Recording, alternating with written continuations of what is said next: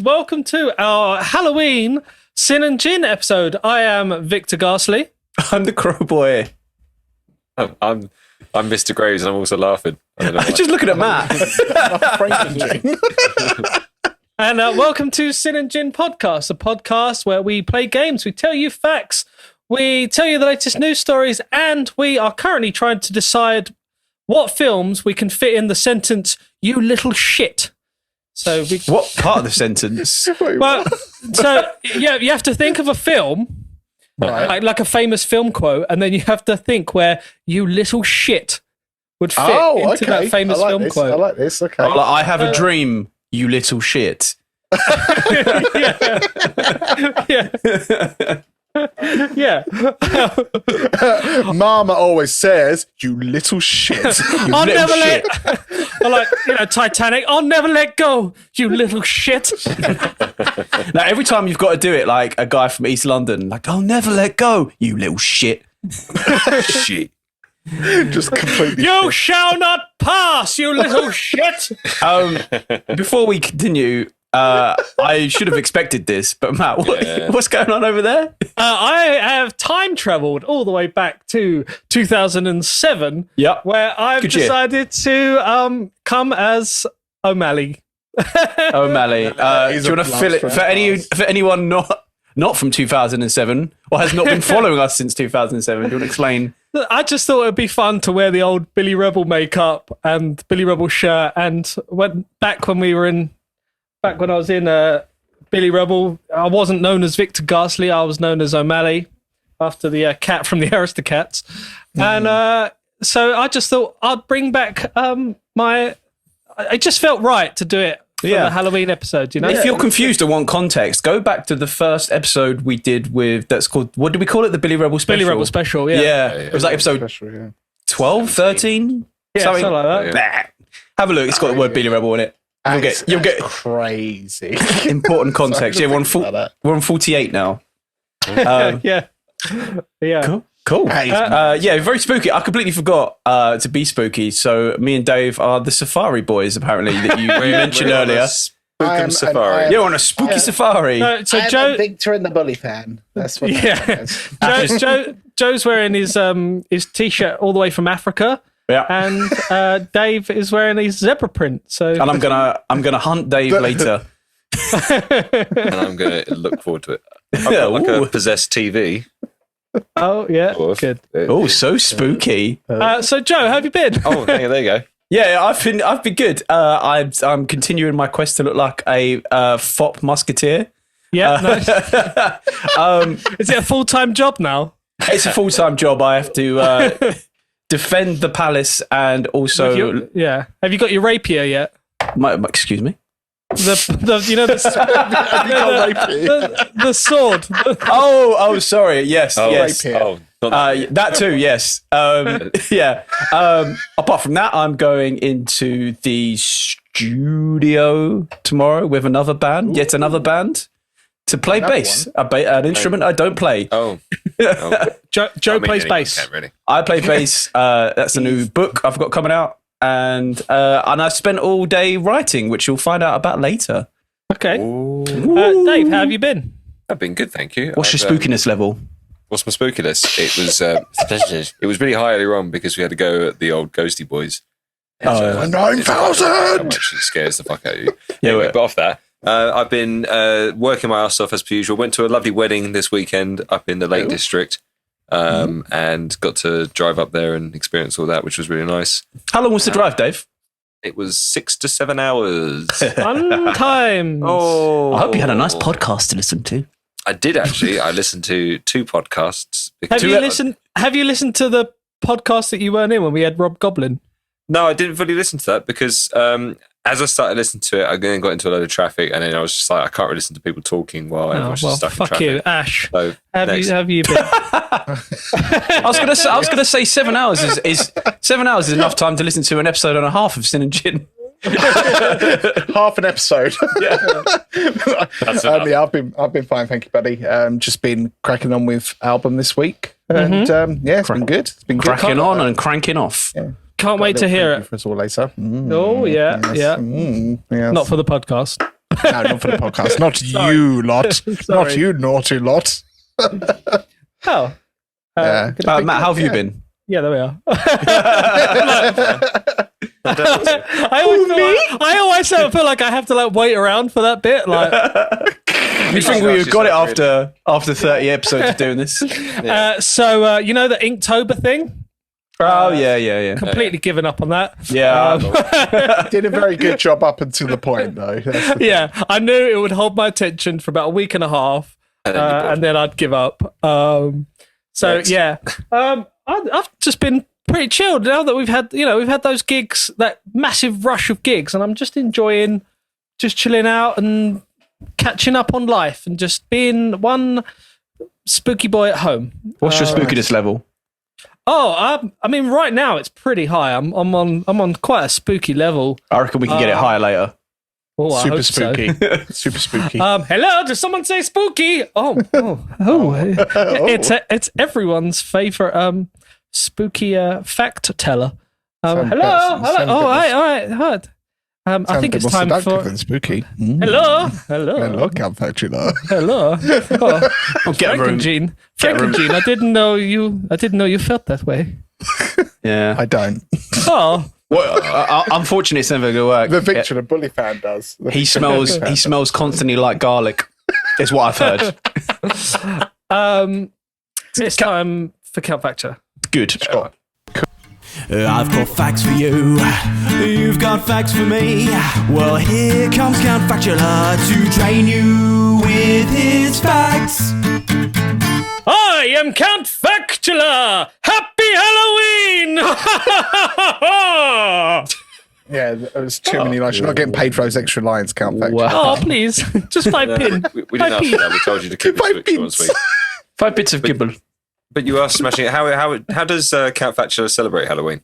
Oh, well, I wake up, I make myself a nice blood coffee, usually with a tampon. Bloffy. Yes. That's why they call it the vampire's tea bag. Do they? And then Who's and they? then people. And then I have some blood-soaked kibble, always delicious. Mm-hmm. And then I like to carve a nice pumpkin. I usually do like to do a comical penis or something stupid like that. Okay. And then when little kids come to my door, I fuck them up. I fucking I'm glad you said Like you up. said, fuck them up. Up the what? Critical word. fuck them up the ass. There you go. There you go. With the pumpkin. So, we've all now discovered that Count Factula, I mean, he is over like a few thousand years old, so either way, he's a paedophile. Back in my day, that was all. That's the most the people rage. die at the age of 10. Yeah. Yeah. He died in 1982. All right. Well, everyone. Do I cut this bit out? So this part of the show, if you've never listened to us before, is where we all go and research a load of facts and try and decide on something new and refreshing to interest each other and you, the listener, with some crazy little facts that hopefully will blow your crazy little fucking Halloween mind. Mr. fucking Joe, what you got? Oh, cool. I wish I'd made mine Halloween themed. No, mine's not either. But it is spooky because it's not spooky, it's scary. That's in the I suppose that's in the nature of Halloween. It's scary because you wouldn't want this to happen to you. In World War II, Japan bombed China with fleas infected with the bubonic plague. Oh, God. And I read that and I thought that's quite funny. It turns out it's actually pretty tragic. That's so funny. Oh, what a laugh! Well, I thought I imagined this just big bomb filled with just fleas that just got dropped. It turns out that wasn't the case. So obviously that is biological warfare, which is banned by the Geneva Convention, one of my favorite conventions. Which was introduced. One of my many favorite conventions. Which was Comic-Con and then the Geneva Convention. And Brony. Comic-Con 1990. They always give a good goodie bag, don't they? Yeah, BronyCon and the Flat Earth Society one. So after the First World War, they were like, probably should stop doing that. It's a bit Bit naughty. bit deathy. Yeah. But no, General Shiro Ishii for you know what? Because it's banned, it's probably quite effective. So I'm going to give it a go. Yeah. So basically, they had 3,000 people working on this. 500 of them were doctors and scientists working on ways that they could kind of induce chemical warfare. So basically, they had 4,500 containers where they were raising fleas in 6 giant and then 6 giant cauldrons for chemicals. And they Cauldron's Halloween-y. Yeah, there you go. There's your link. Yeah. And then basically they dipped all of them in various things. Like I say dipped, they're probably a bit more sciencey than that, including anthrax, dysentery, typhoid, paratyphoid, cholera. It turns out that plague was really the only one that didn't make them all like die. So they went with plague. What ended up happening though is they basically had this clay bomb that was filled with oxygen. And it was genuinely a bomb with 20,000, 30,000 fleas in each one of these parts. So it was kind of like a bomb, dropped it, and people in the village died, like everyone died of the plague during World War II. It was pretty fucking rough. And then someone traveled to the next village and infected 6,000 people. And then 3,000 people died of the plague. So yeah, basically not cool. This complex called Unit 731, where they did all these experiments, and it lasted. It was there for like 13 years, and it looks really spooky. The like ruins that are left of it of Unit 731. But yeah, they ended it in 1945, obviously with the end of the war. But yeah, flea bombs were a thing, and I should just be like, well, weren't me. I didn't do anything. I didn't drop that flea bomb. Here's a question: if you could put anything in a bomb, and whatever it is, it would survive. You know, like what would you do? Hang on. Why are you putting? So you could put like a leopard in there, like 10 tigers. But why? A leopard behind enemy to get more leopards behind enemy lines. Yeah, so you can just bomb. Yeah, so you can just drop. Yeah, you could just. What? I really want a koala, so I'm going to put 1,000 koalas in a clay pot. Well, they've got STDs, haven't they? I'd probably put in a bunch of GP receptionists.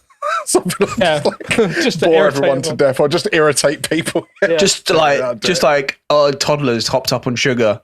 Really, just running around. Pretty effective. Yeah. Load of baboons Bluetooth into the HMRC office. Bluetooth speakers playing Baby Shark.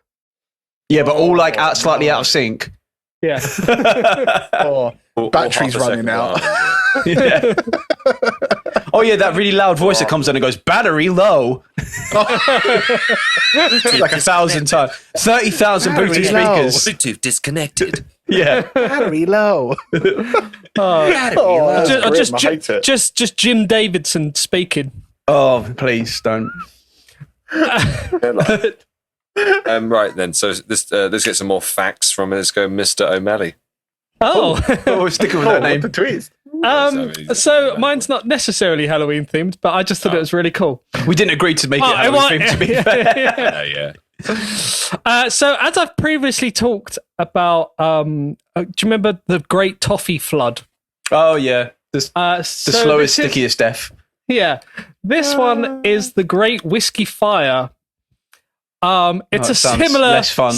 similar thing, but it's a bit different. So yeah, the Great Whiskey Fire of 1875 was when 5,000 barrels of whiskey ignited and flowed onto the streets, where it killed 13 people, and I'm going to come back to those people that died. It basically, a fire happened, it burst all the barrels, and this whiskey obviously caught fire. And famously flammable alcohol. Yeah, and it just went through the streets, setting fire to pretty much everything. Then back in Dublin, you know, they used to keep, in 1875, there used to be like farm animals in the streets, and the farm animals just went mental, and basically there was a stampede of I thought you were going to say if you were animals. If there was just the right place to flash fry a kebab, If you were lucky and you had a fork on you. So yeah, they sent a burning river of whiskey throwing through the streets like lava. The blazing In Dublin? Fire, the blazing fire caught fire to everything it touched, spreading flames so quickly it was impossible to do anything but run. In some cases, people tried to capture the liquid. Yep. Sounds like Ireland. I'd be having a bit of that now before I got me. You know, like those flaming like shots you get. They probably were like, "Yep, just get this in a glass." Fucking. So the Dublin Fire Brigade was under the leadership of a guy called Captain James Robert Ingram, and he was Captain known, Jameson. Yeah, and he was known for trying to put fires out in a bit of an unconventional way. Pissed on him. And basically, he told all of the soldiers and firemen to put paving slabs with sand and gravel to stop the whiskey, which obviously didn't work that well because it just went in between everything. Yep. As it is wont to do. And then he ended up telling them, because there used to be big piles of like horse manure in that, he ended up putting loads of horse manure in the streets to try and do it, but then it did actually work because it was still like wet. It wasn't dry horse manure. Anyway, so the 13 people that died, they slipped on horse manure. No, they didn't. No, they didn't die from burns or smoke inhalation or anything like that. They died of alcohol poisoning. I knew that was coming. Yeah. Fucking hell. I wouldn't even say. I'd say if that happened in England, the same thing would happen. So there's a thing from the Illustrated London Times noted that crowds of people assembled and took off their hats and boots to collect whiskey, which ran in streams along the street. 4 people have died in hospital from the effects of drinking the whiskey, which was burning hot as it flowed. So they just drunk burning whiskey. Yeah. Two corn porters named Healy and McNulty were found in a lane off Cork Street, lying insensible with their boots off, which they had evidently used to collect the liquor. There are many others people in hospital who are suffering from the same cause. 2 boys are reported to be dying, and it is feared that other deaths will follow. So, that is the dumbest way to die of a fire. The fire proved to be one of the most destructive in the history of Dublin. The mayor set up a fund, and several £100 was raised to help those who had lost their homes and furniture. 8 men were carried in a comatose state to Meath Hospital, 12 in Jervis Street, and 3 to Stevenson. Anyway, and 1 young man to Messrs. 13 people died, and and that's it. Fair. And in 2014, a new blend of craft whiskey was launched called Flaming Pig, named after the squeals of fleeing pigs said to have alerted residents of the fire. Jolly. But not only that, the whiskey that burned in Dublin City during the blaze would have, if it was still around today, it would have a value of €6 million. Oh. For a bottle. For like a litre of that. Shame all those men drank it. Yeah, selfish wankers. Thinking of the pigs. Sorry, just thinking of the pigs, and just like if you cover them in fire blankets, you have little pigs in blankets. No, they'll be protected from the flames. Bad. 3 out of 10. That was a stretch. I feel like, but it would have been cute. It would have been cute. And that's from the main. That's from the man that used to pun David Strain earlier off camera. Let's see if you can make up for that one with Sash. What you got for? Oh no, mate, no, mine ain't gonna make up for anything. Mine's shit. But basically, I was looking into a little bit into cars, and sort of like obviously like the first automobiles and stuff like that. And something that you don't necessarily think about is the first speeding ticket. Now, it actually turns out that obviously if you get a brief rundown of the first automobiles, it was the year 1886 is regarded as the birth year of the car. Carl Benz patented his Benz patent motor wagon, and it became widely available in the early 20th century. And obviously it wasn't like America adopted it fairly early. 1908, the Model T was invented by the Ford Motor Company, and it wasn't widely spread out in Europe until after World War II. But to the matter at point, The first speeding ticket ever given to someone was in 1896. And it's crazy when you think about it. Motorist Walter Arnold was caught tearing through paddock wood in Kent at a hair-raising... What speed? What speed do you reckon? I reckon 5 miles an hour. I reckon. What about you, Joe? 11. Dave? 1890, so he's going to be 1896. 92 miles an hour. He's gonna be Did you doing just say something 90? he's going to be doing something stupid like 3 miles an hour or something like Right. Okay, it was actually 8 miles per hour. Oh. But the speed limit at the time was 2 miles per hour. So he was going 4 times the speed limit. Apparently, he got pulled over by a police officer on a bicycle, which just makes it even better. Well, I suppose you can cycle about 20, 30 miles an hour. Yeah, to be fair. you can, that. yeah. You can walk about Yeah. 5 miles an hour. Yeah, it's it. Just which I thought was just absolutely hilarious. You know, you think like 8 miles per hour, like whizzing through paddock wood at 8 miles per hour. Can you imagine being on like a speed awareness course back then, being the only person? I love, I love went the on way like- it's worded as well. It says the astonished police constable who witnessed such boy racery mounted his push bike at a racery? 5 mile chase ensued. I didn't even read that part. 5 miles. Wow. Going Yeah, at like- 8 miles an hour. So it took Yeah. the better part of an hour for the chase to go. Yep. And I it beg your says pardon, here, officer. Is there an issue? he I was said, caught. you need to pull over. He was caught. You're going 4 times the speed limit. The engine's He was very fined a loud shilling. and it's shaking a lot. What did you say? Pull over. Oh my god. What? You rapscallion. 10 minutes. Oh, later. interesting. There's a bit more to it as well. I was going to say he was fined a shilling, but he was actually really pissed off about it because it caused publicity. And he was one of the country's first car dealers. He sold imported Benz cars from Germany. Well, you can talk So, about how yeah. fast they go. They can go 4 times the speed limit. Yeah. Brilliant. And it says apparently, after that, apparently the speed limit was raised to 14 miles per hour. Whoa. I know, crazy. Bloody hell. So hang on, Crazy so this guy breaks the law and they go, well, I suppose we better raise it. I think it was probably because like cars were obviously becoming a bit more. So yeah, I guess it's. But yeah, I just thought it was really interesting. Just like I said, 8 miles per hour. I wish that had carried on exponentially. So like the speed limit through Bexley Village would now be like 103 miles an hour. I should turn it through that. Just tearing through that tiny roundabout. Every time someone smash gets to into the find the speed shopping limit's increased. It's like we're on like 200 and something now. Terrifying, wouldn't it? So yeah, M25 is light speed. Dave.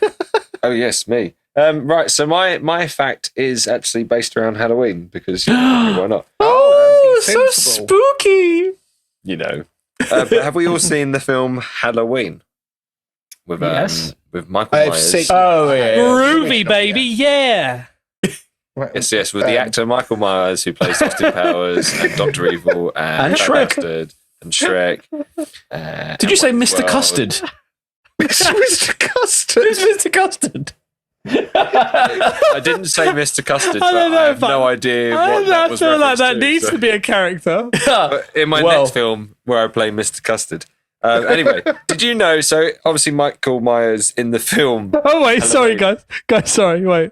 Oh, There's kids entertainer Mr Custard from Cottingham, England. Hold on, If anybody wants to hire him, his number is 07801 596 448. please hire Mr. Custard. He genuinely needs work. Custard.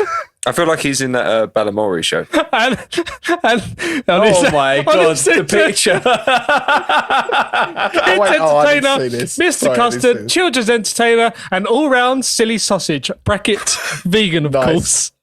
What? Okay. Sorry, Dave, what was she saying? No, hang on. Fuck what I was saying. This Did is he really say incredible. vegan? Of what- course. It does. He's got videos as well. He's got a TikTok. MrCustard.com is his TikTok. Oh, What a lovely surprise meeting your Anyway. previous hairdresser at a party. Silliness with a tea bag. Sorry, He Mr. just gets his bollocks out on a kid. So silly, Mr. Custard. Stop it, Mr. Custard. You're so silly. Mr. Custard, they're so salty. Get Mr. Custard, get your bollocks off that kid. Dave, quick, save us from talking about kids Mr. again. Custard. Right. Oh, you. So, Mr. Custard. Loads of screaming kids. So I'm really everywhere. sorry, but custard will become quite relevant in the Bollocks next flapping segment in as the well. wind. Mr. Custard. Anyway, so back to the film Halloween, which originally came out in 1978, which had nothing to do with Mr. Custard. I'm sure he's watched it. I'm pretty sure he has, and he had a great time. Anyway, so Michael Myers is the main villain in the film. He goes around killing a lot of people, and he wears this big white mask that's very featureless, has no kind of like eyes. The eyes are very cut out. Yeah. There's no eyebrows. The cheeks are very like kind of saggy white cheeks. But do you know where that mask came from? Do you ever look at that mask and go, "Oh, I recognise that"? No. William Shatner. Oh, well, Yes, a death mask of William Shatner. It was made before his death. yeah, right. Carry on, Dave. I'm probably Alright, dead so, not know so this. for those that didn't know, it was a death mask of William Shatner.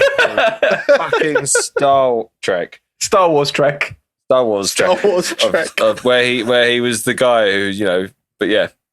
You did a great job. Anyway, back to Mr. Custard. Do you No, go on, back on. well, that's pretty much it. I mean, there's really not really much else to talk about. Wait, where was the mask? Where was the mask from? From Star Wars? No, Star Trek. Star Trek. Sorry, fucking hell. Live long, may the force be with Well, you. why did they use William Shatner's? Why did they use that mask? Wait, Well, hold I on. can tell you Is that true? Yes. Yeah. Oh, I thought we were joking. Oh, no, he's serious. Have you no, yes, that's what they used it because of the budget. So they did the whole film in 20. Why is there a mask of William Shatner there? It was used. It was on like it was a cheap thing in a set. They bought it for $1 apparently. So they got four different masks. One of them was like Nixon, like the stereotypical Nixon mask. There was one of Spock as well, Shatner, and then the fourth mask I can't remember what it was, and it was actually on a different one that I found. So I can't remember tell you what it was either way. But in the end, they used the Captain Kirk one, and they just like got rid of the eyebrows and stuff like that. That's why it's got the. Well, that's a terrible mask of William Shatner because in 1978 he was still relatively young. Yeah, that's terrifying, isn't it? So basically, they used that mask for ages because it was like the cheapest and it was a quick option. And in like when they were filming Halloween 2 or something like that, they realised they didn't have the same mask where it was falling apart because the original actor took it home with him or in between sets, kept shoving it in his back pocket. So was it bought from like a Halloween store? Basically, it was gotten off of from a prop company. So then, like the actual film company who were filming at the time would have rung them up and been like, "Oh, we're looking for this mask." I thought we were doing a bit. Okay, gotcha. Yeah. So, I can't tell the truth from fiction anymore. It is actually terrifying. Like if you actually Google 1970s William Shatner mask and see the original one, it's horrible. It's weird. Is it? Yeah, it's just fucked. Shatner mask. 70s. But they've obviously they as I said, they got rid of the eyebrows. They got rid of any other kind of like main defining features from the mask. Oh my god, yeah. Swept the brown hair back. But it's just a William. There's a lot of people that say that the mask looks a little bit like Mariah Carey. Anyway, back to Mr. Custard. Mr. Custard plays musical bumps. Oh, really? The lady in musical bumps is Mrs. Custard. I call him right now. Frankly, I can't. He'll be sitting down to his dinner of custard. I can't. Right, we've got something. Dinner of custard. We've got something a little different next. We probably should go and do that, eh? Yeah. Right then. You little cunts.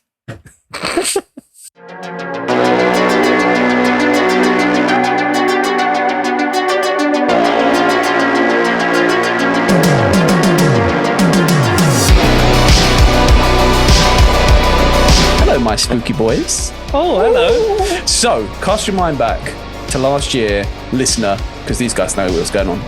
But we did Crowboys Haunted House, which was, if you remember those adventure-style books when you were younger, that you pick your own adventure through the story, and we all had a lot of fun and a lot of laughs, and we cried, and no, basically. And I'd like to make a point that when I did one, you got killed by your own house. I got killed in my own story in the Christmas house, Santa's Christmas. Your own Christmas trap. So I thought I'd give another crack at it. This time I got a little bit carried away. I had a story loosely in my head for a little while, and I banged it out today, and it ended up being twice as long as the original Crowboys Haunted House. And it's only part one, because there's a whole other part to come. So keep your little eyes open. What I will say is it's half the length of my dissertation for university already. And I did write it in one day, so take it with a pinch of salt. But basically, I thought this time, instead of me talking the whole time, we're going to bring up a script for when the characters talk and you guys can select the voices.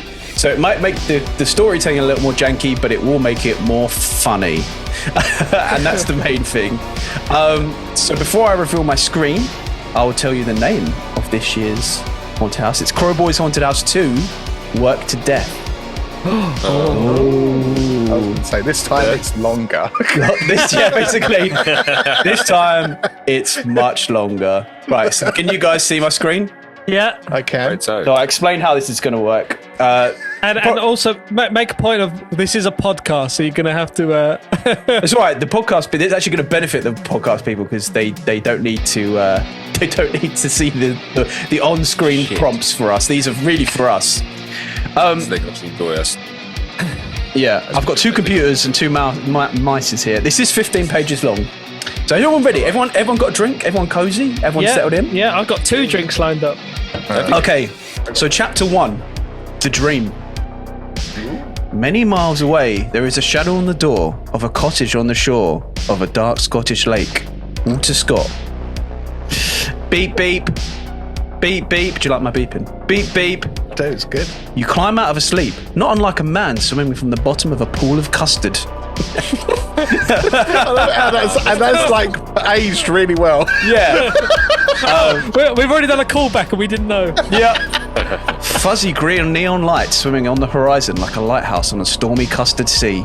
The lights form shapes you recognise. 7:05. Oh yes, it's Monday. Great. And to top it off, you're running late. You consider briefly calling in sick, an extra day to recover from Andrew's shit stag do in Skegness. Besides, you probably should see the doctor about the thing on your knee. Do you call in sick or go to work? This is your first decision. Oh, God. So do you? Also, let me just bear in mind, there will be decisions. If you get it wrong, or if you want to explore the possibilities, I'll let you go back to where the decision happened. No consequence. You just got to buy me some discos. Biscuits. So what are you thinking, guys? do you call in sick or go to work? Discuss. I think we should go into work. Yeah, I We've do. got something on our knee, though, haven't we? Yeah, but Yeah. So? all right. Well, All right. well, I feel like the fact that Joe's informed us that there's still that thing on our knee. And the fact that he's now Definitely laughing, Yeah. I think we should go to the doctor. I think we should go to the doctors. Yes. Okay, you send your boss a half-hearted text about your nan's second cousin breaking her legs and roll back over into your bed. Sound asleep, you don't even notice. Both legs. You don't even notice. Just broke both legs. At the Just same broke time. both her legs. Sound asleep, you don't even notice the sound of a Fiat 500 hitting the mini roundabout outside your house at 80 miles an hour. News reports will later say it was your elderly neighbour, Mrs. Wilson, who inexplicably had robbing a cost cutter and sending the police on a mad chase through town on her bucket list. And smashing through your bedroom window, coming to a final stop where your bed lives. Current occupant, you. Congratulations, you have slept yourself to death. Oh, you got your first death early on, guys. So, I think we'll go back and we'll go to work. Yeah. Thanks, Dave. Each of you with his laugh. We all felt his laugh. So you recall snatches of last night's dream, but the memory of them keeps slipping away from. The memory of them keeps slipping away from you, like custard through your fingers. You seem to recall. You seem to recall rain, a broken down car, a dark house, bees. What does it all mean? Is it related to your sudden custard obsession? No time to think about that now. It's time to get ready for work.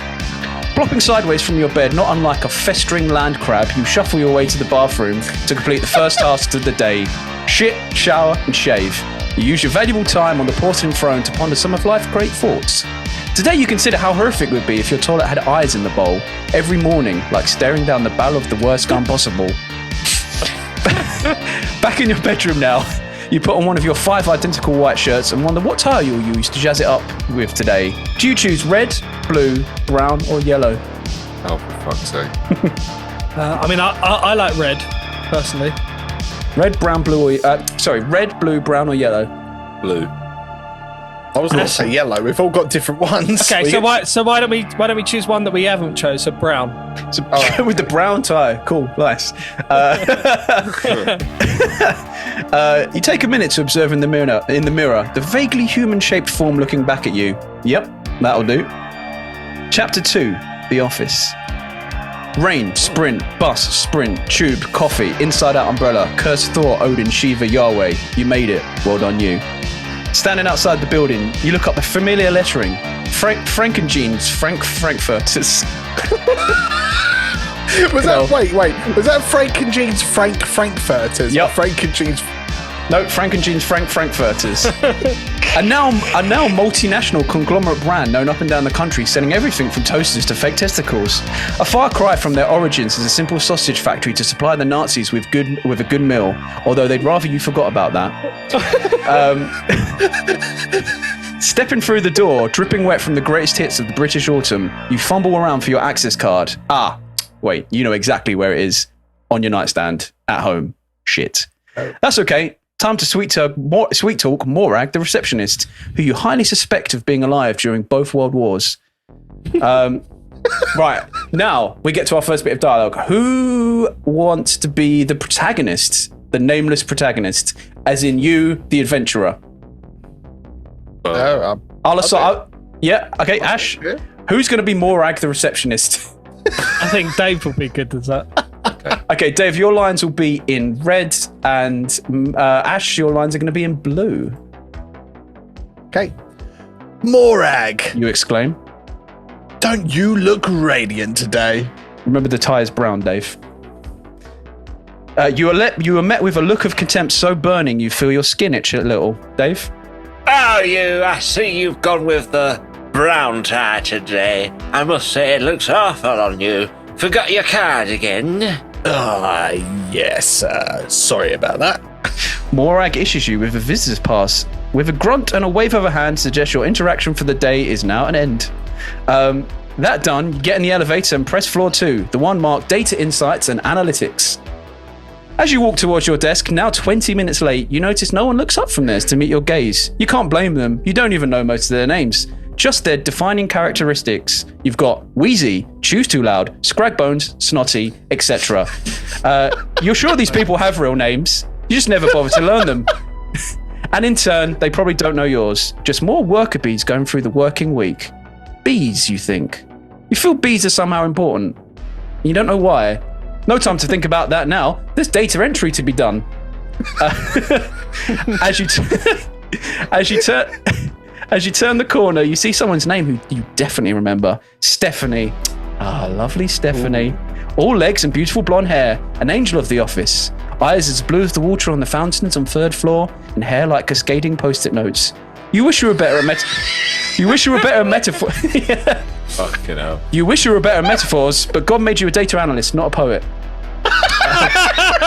Nice. That was top stuff. So, who wants to be... Matt, that leaves you being Stephanie. Your lines are in pink. Okay. Oh, hey, you. Stephanie says... I've been looking for you. That brown tie makes you look very handsome. Spurf! You stupidly blurt out. You need to think of something to say, but her delicate features make your brain grey electric puddle. You can only think of 2 things. Do you choose, hey, good looking, what you got up in there? And have you got the quarterly tax returns from Q2? Harvey needs them.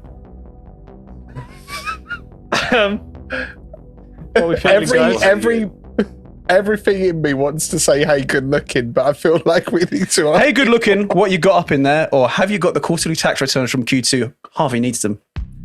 Well, I think we should go for the first one, because she's saying you look very handsome, so she's obviously flirting. Yes, she is. Yeah, so I agree with you on that one. Okay. I'm happy with that. I can't remember if I wrote the response in here. There you go, right. You've picked hey, good looking. Matt? Oh, just the usual stuff. She says while tipping you a little wink. I really have to go, but let's please catch up later. I need to talk to you. Look out for my email. With that, she turns on a hill like a Shoreditch ballerina and goes into the side office. The accent does not match what I had in mind. Shoreditch ballerina. Goodbye. Alabama ballerina. Toodaloo, cowboy. Yeah. Obviously owns an oil refinery somewhere. You know, Texan the she was ballerina. born. She was born in Texas, but she lives in Shoreditch. With that, she turns. I want to tell you, boy. With that, she turns on a hill like a Shoreditch ballerina and goes into a side office. Probably for the best. Between the wink and the prospect of seeing her again, you're pretty sure you've been rendered mute. Cool, right. So, you're finally at your desk. You plop your wet belongings onto the floor, extract a sad sandwich wrapped in tinfoil from your bag, place it next to your keyboard, adjust your chair from spine-breaking to not quite unbearable, and switch your computer on. Whilst booting up, you look over to Jensen's desk. Jensen, while not what you consider a friend per se, it's more of a known entity. After all, you have been sitting next to each other for 4 years, so some small talk is considered acceptable social norm on the return from the weekend. Who wants to be Jensen? Dave, I think you make a good Jensen. Jensen. There's a little note there at the top. Jensen spoken in a robotic voice. You're not meant to read that bit out. He's done well so far. Doing good. Colour wine? You are orange, so Ash. Orange. Right, so me first, yeah? Yeah. Okay. All right, mate. Good weekend. You mumble with half-hearted sincerity. Jensen's hand. Sorry, wait. Sorry. All right, mate. Good weekend. Yeah, that's better. You mumble with half-hearted sincerity. Jensen's hands freeze mid-sentence on the keyboard. He spins in his chair at a 45-degree angle and faces you directly, eyes burning into the back of your skull. Yes, thank you, colleague. Did you see the game? What a good sports event. He replies, still staring at you blankly. Not being the sporting type yourself, but being a persistent people pleaser, you nod sagely at Jensen and say, blue line. Yeah, sorry. Yeah, sorry, I'm just... was a close one for sure, but in the end, they really did it. They did kick it. I can't see sorry, my thing's in the light. Sorry, my. I just want to let podcast know my screen was covering kick it. I do apologize. Okay. I'll start this again. Sorry. Yeah, was a close one for sure, but in the end, they really did kick it. Phew, you think you got away with that? Agreed. Excuse me, colleague. I must return to working. This iteration has been human. He says, and with that, Jensen turns back a full 45 degrees and continues typing at alarming speed. Weird, you think, but then again, Jensen has always been a little kooky. To save face, you open up Chrome and search for what games were on at the weekend so you can better interact with the lunchtime footy banter. Except, seems there were no games on at the weekend. The Premier League had a rabies outbreak, and that put the whole thing on ice. Weird. Ring, ring, ring, ring. Yeah, expert sound effects here from your narrator. They're great. You started out of this fault by the sound of your desk phone ringing. Why? Why do we even have these, you think to yourself? On the other end, the tinny sound of Morag's voice. Can't remember who Morag was. Oh, was that me? Yeah. Harvey wants to see you in his office. You better go now. Click. The line goes dead. Harvey? You say to the now dead phone line. The MD? Shit, you think. What does he want to see me? It's clearly clocked you came in 20 minutes late. Do you? Go to Harvey's office or hide in the toilet. Oh, fuck. Harvey's office or hide in the bogs. What do you reckon, boys? I mean, I think knowing Joe, how Joe worked, I think if we go hide in the toilet, there's going to be something that sucks us into the toilet, or we slip on the floor and we die. But I think if we go to the MD, it's going to progress the story forward. Should we go to the... Oh, go on. Go on. Carry on. I'll let you I was just going to say, should we go to the toilet then? Well, you want to go to the toilet? Now. You want to go I to the toilet? don't know. You know what? Let's go to the toilet. I think it'll be fun. Yeah, Cool. hide in the toilet. Cool. Yeah. You go You get a to second chance either way. you go to your favourite stall 3, in the men's toilet, and set up camp. What's your game plan here anyway? You're going to stay here all day? Surely someone will notice. After 20 minutes of doom scrolling Reddit, you get up, leave the toilet stall, and walk sheepishly back to your desk, wondering if any of your colleagues will wonder what demon spawn you were birthing in there. That was a very stupid plan. You then get up and go to Harvey's office. Yeah, didn't really So it was worth going there just for that bit. a little bit of extra content there. Chapter 3, Harvey's office. You approach the office door. Oh, sorry. You go to you get the lift up to the top floor. You feel like you may get a nosebleed being this high up in the building. You approach the office door, usually closed, but today slightly ajar. Harvey Crowstein, MD, etched into the gold-plated sign. Oh my God. You never actually had much interaction with the big boss. Being the mid-tier drone that you are, there are about 4 levels of management between you and him. You feel a knot in the deepest pit of your stomach tighten, and you wonder again, why does he want to see me? Before your clenched fist can timidly knock on the door, you hear a commanding voice from within the office. Now, who wants to be Harvey? I can be Harvey. Okay, how deep can your voice go, man? Right. Go. I don't know why they're all like from New Orleans. He's a big bad Englishman. Well, howdy there. Same voice, man. Just you change it to a man. Hold on. Right, that's your line anyway. Yeah, I'm just trying to gather my. De-Americanize yourself. Yeah. Let's go low. Come in. Nice. You step inside the magnificent office. The walls and decor dripping with mahogany. Everything screams wealth, power. Everything except the paintings on the wall. You notice the delicate watercolors featuring great big black birds around the office. What are they? Ravens? Magpies? Crows, maybe? Crows. The thought of them sends an icy sweat down the small of your back. You're snapped out of this thought by a deep, commanding voice from behind the desk. You were late this morning. Yes, Mr. Crowstein. I didn't hear my alarm. You say, stuttering all the merry while. You missed orientation. He says. That's You can't quite place his features. You've never been this close to the big man before. His irises, are they just dark brown? Or are they black? Do you like riddles, boy? I love them. He says with a wry smile, still staring out the window. Boy, I'm 34. What riddles? Sure. The words sloppily falling out of your mouth like alphabetic spaghetti. Good. Get this one in 3 and I'll forgive your tardiness. Turns on his heels, dark eyes casting a cold gaze upon you. It wouldn't be Crowboys Haunted House without a riddle, boys. You got 3 chances. Matt, do the honours. I'm not a razor, but have a blade.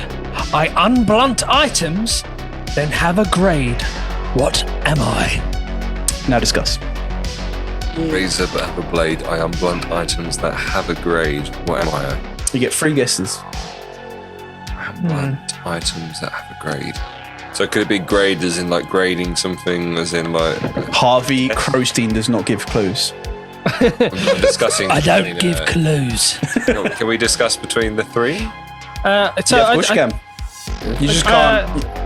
What about diamonds? Do diamonds have a grade? I'm not a razor. They Yeah, unblunt A items. blade of a diamond?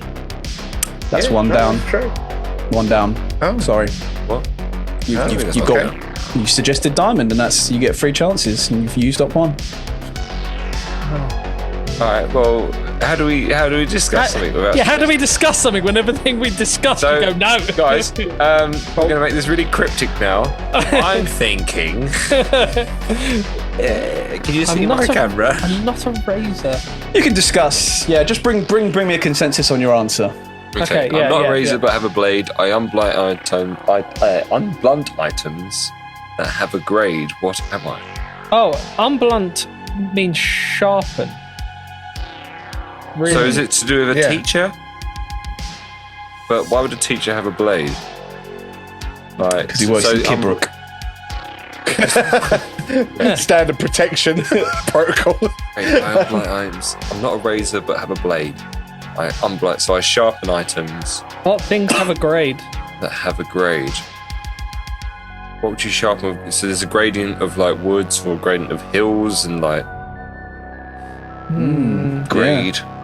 Oh, I quite like. hills. So Ash, what are you thinking? Honestly, mate, I'm stumped. If you are completely stumped, Digger. I'll give you a clue. No, What that's was two. it? Sorry, That's Dave? 2 down. What was it? I want to kind of get it wrong at the same time as well. It's A digger. waffles. It's definitely waffles. So you got. Are you going with waffles? It's your final answer. And I'll give you. No. No. I just wanted to know what happens if we get it wrong. I fully forgot that we had 3 tries and we went for it. Yeah. Wait, so so basically it sharpens something that has a grade. So what? Yeah, let's try and get it right. There's What not has that a many grade? riddles in this one this time. What has a grade that can be sharpened? Oh, I wonder. Gradients of pencils? Is that a grade? I mean, I'm trying to think now. Is that gradients in different types of pencils? I'm stumped for this. So is it a pencil Wait. sharp? What, did you say Possibly- pencils, Dave?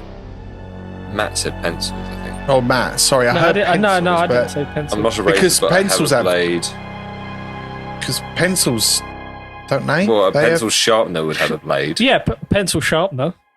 Like unblunt items that have a grade. So Is that would it be a your pencil answer, sharp- boys and girls? I don't know. Would it be a pencil sharpener? Yeah, because pencils have. Yeah, I grades, mean, don't they? you unblunt, yeah. Sort of a pencil sharpen a sharpener. pencil. Yeah, pencil yeah, sharpener. yeah, Pencil yeah. sharpener. Sharp. Yeah. Oh. Pencil sharpener? You answer, unsure if this is right or wrong. Harvey Crowstein, MD, flies around his desk faster than you can possibly think is humanly possible. And places. Sorry, I read half a second. I'd broken him across a line on my screen. He was doing his William Shatner. Yeah. Humanly possible. Harvey Crowstein, MD, flies around his desk faster than you think is humanly possible and places 2 meaty hands upon your shoulders. A pencil sharpener, boy. Yes, very good. You can feel his So breath grim. upon you, hot, and that smell. Worms? Do worms have a smell? If they did, they would smell like this man's breath. Just a bit of fun. You like fun, don't you, boy? You missed something very important this morning, and this needs to be resolved immediately. Now head to floor 4 for orientation. They will be expecting you. It's good for it. See, I like that. You leave Harvey Crowstein's office with more questions than you do have answers. Why orientation? You've been working here for 4 years. You don't feel you could possibly get any more orientated. Why does he love riddles so much? Pretty sure they're for children. Now, how long is this orientation anyway? You feel your stomach rumble. Do you go back to your desk and get your sad sandwich? Or you've wasted enough time, get to the bloody orientation? I'm feeling sad sandwich. Yeah? Has he got salt in the definitely. sandwich? Well, that will remain to be seen. I'm up for getting the sandwich. We may need it later as well. You may need it later. We may need a salt sandwich later on in the show. Yep, going for the sandwich, yeah? Yeah. You half run, half walk back to your desk on the second floor and grab your sad sandwich. What was it you made last night? Ah, yes, tuna and cucumber. Susie hated cucumber, but she's gone now, and so is her tyrannical reign of your sandwich contents. You stuff the sandwich in your pocket and continue. Fuck you, Susie. On your way to the stairwell, you realise you forgot your notepad. Ah, well, you're right by the stationery cupboard. Why not pop in there and grab one? Chapter 4, Stationery. Fucking hell. There's not much talking in this one, so unfortunately, I don't think I put the slides in. I was just saying, I want to quickly read this say before you move on. But the voice that you did was really fucking creepy for the boss. But the way I read it is like the Hitcher from Mighty Boosh. It's like, just a bit of fun. You like fun, don't you, boy?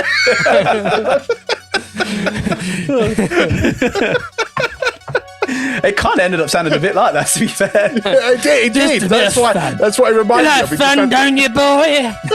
It's so weird. It's so creepy. Chapter 4, Stationery. You close the stationery cupboard behind you. Clunk. Clunk. The end of the room, by all the good shit, staplers, hole punches, etc. You see Linda from HR. HR is the department you visit exclusively when you have a problem. No one goes there for a good time. and the people that work in that area radiate the same energy. You straighten up and line up some of your best close quarter small talk. Sorry, Ash, I didn't actually put this on a slide, so I'm going to read this one. That's fine. That's fine. How was your week? Thunk! You look directly to your right and you see a quivering metal ruler embedded in the wall about 2 inches from your left ear. Oh, sorry, right ear. That got my directions the way round. The fuck? The fuck, you exclaim. You observe the small mousy woman in a mustard sweater vest, crouching at the far end of the room, 2 more rulers in hand, head cocked at a sickeningly unnatural angle. Linda lets out a single word in a piercing roar. Magpie. That wasn't a roar. Imagine that was a roar. She throws another metal ruler. You just have enough time to dive out the way before another ruler occupies a space where, until very recently, your testicles occupied. You quickly assess your options. Charge at Linda and tackle her to the ground. Or go back through the door into the main office, or look around. What casually what rulers apply to? That's 3 options. You got charge Linda, go back through the door, or look around. Or take a look around as Limp Bizkit fucking up the town. Bear in mind that looking around might cost you some time. Oh. So we tackle, we run away, or we take a look around Limp Bizkit fucking up the town. Yeah. There's no consequence to picking anything, but... I mean, there is, but there isn't. Yeah. Look around. I feel like look around. I kind of want to tackle her. You can tackle her if you want, Dave. But I mean, there's 3 options, so... I feel like we'll be given something else to aid us with our predicament if we look around. That's what I'm thinking. Yeah. We can always revisit some of these at the end if you want to know what happened. Okay, cool. So you're going to look around, yeah? Yeah. Take a quick second to survey the room. At the far end is Linda and her rulers. Behind you is the door you just came in, and in the corner where you dived, there seems to be something black and leather on the floor. Do you pick it up or leave it? Pick it up. It's a snake. You pick it up. It appears to be a black leather gimp mask with the word Dave Billings printed across the front. Oh, fuck's sake. Need to listen to this episode still.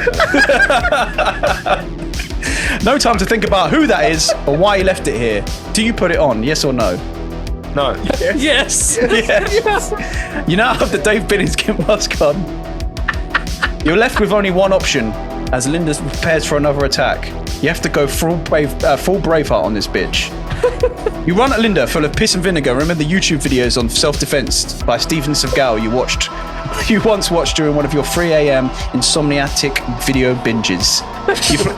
You plan to throw all 12 stone of prime English steel at this sket. At the last minute, Linda dodges out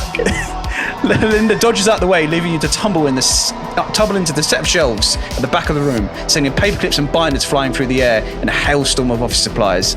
Linda swings back around and tries to sink the metal ruler deep into your skull, but your gimp mask protects you.